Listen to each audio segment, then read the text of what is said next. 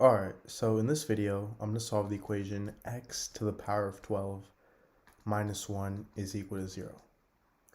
So to solve this, I'm going to first rewrite this as x to the power of 6 to the power of 2 minus 1 squared is equal to 0. And the reason I'm doing this is so I can use the property a squared minus b squared is equal to a plus b times a minus b. So this turns into x to the power of 6 plus 1 times x to the power of 6 minus 1 is equal to 0. So this gives me two equations. I get x to the power of 6 plus 1 equals 0, and x to the power of 6 minus 1 equals 0. Now I'm going to do the same thing again. I'm going to rewrite x to the power of 6 minus 1 equals 0 as x to the power of 3 to the power of 2 minus 1 squared is equal to 0. So I can use this property again and get x to the power of 3 plus 1 times x to the power of 3 minus 1 is equal to 0. Now, for x to the power of 3 minus 1 equals 0,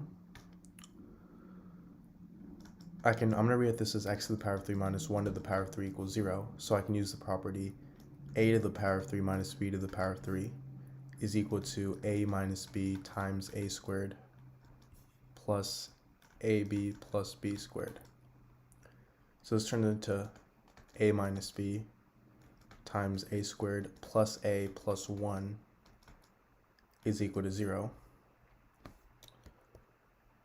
Sorry, this turns into x minus 1 times x squared plus x plus 1 is equal to 0, which gives me yet another two equations. So now I have x minus 1 equals 0 and x squared plus x plus 1 equals 0. So for x minus 1 equals 0, all I have to do is add 1 on both sides, and I get x is equal to 1. And for x squared plus x plus 1 equals 0, I can use the quadratic formula.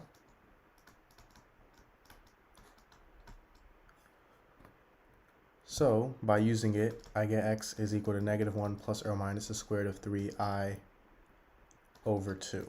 So these are two more solutions. And now we aren't done yet because we also have to solve these. So now I have x to the power of 3 plus 1 is equal to 0. And I'm going to subtract 1 on both sides, so I get x to the power of 3 is equal to negative 1, meaning x is also equal to negative 1. So this is another solution. Now for x to the power of 6 plus 1 equals 0, I'm going to again subtract 1 on both sides. So I get x to the power of 6 is equal to negative 1. And if I take the 6th root, I get x is equal to 6th root of negative 1, which is equal to negative 1 to the power of 1 over 6. So now, the 6th root of negative 1 is,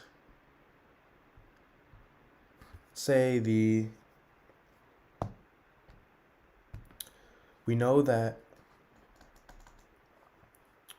I is equal to the square root of negative 1, which is equal to negative 1 to the power of 1/2. So negative 1 to the power of 1 over 6 is the same thing as negative 1 to the power of 1/2 minus something. So now 1 over 6, or I should say 1/2 minus 1 over 6 is equal to 1 over 3.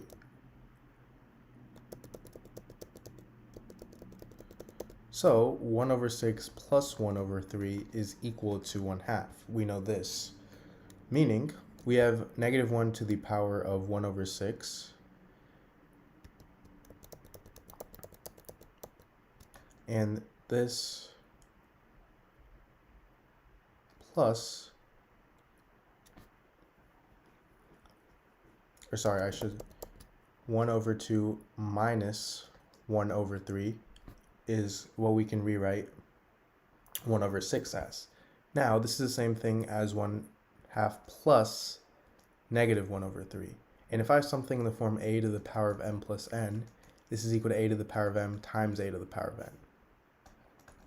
So this is going to equal negative 1 to the power of 1/2 times negative 1 to the power of negative 1 over 3. Negative 1 to the power of 1/2 is the square root of negative 1, which is equal to I. So we get I times negative 1 to the power of negative 1 over 3, which is the same thing as 1 over negative 1 to the power of 1 over 3, which is equal to negative 1. So I get I times negative 1, which is equal to negative I, which is my final solution. Alright, so in this video, I'm going to solve the equation 4 to the power of x is equal to x to the power of 8. So to solve this, I'm going to first start by taking the power of 1 over 8x on both sides.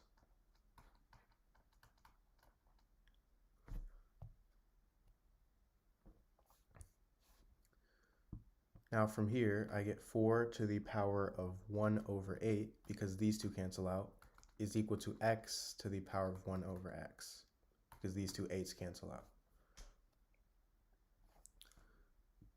Now this is the same thing as 4 to the power of 2 times 1 over 16. And I can rewrite this as 4 squared to the power of 1 over 16 is equal to x to the power of 1 over x, and 4 squared is 16, so I get 16 to the power of 1 over 16 is equal to x to the power of 1 over x, meaning x is equal to 16.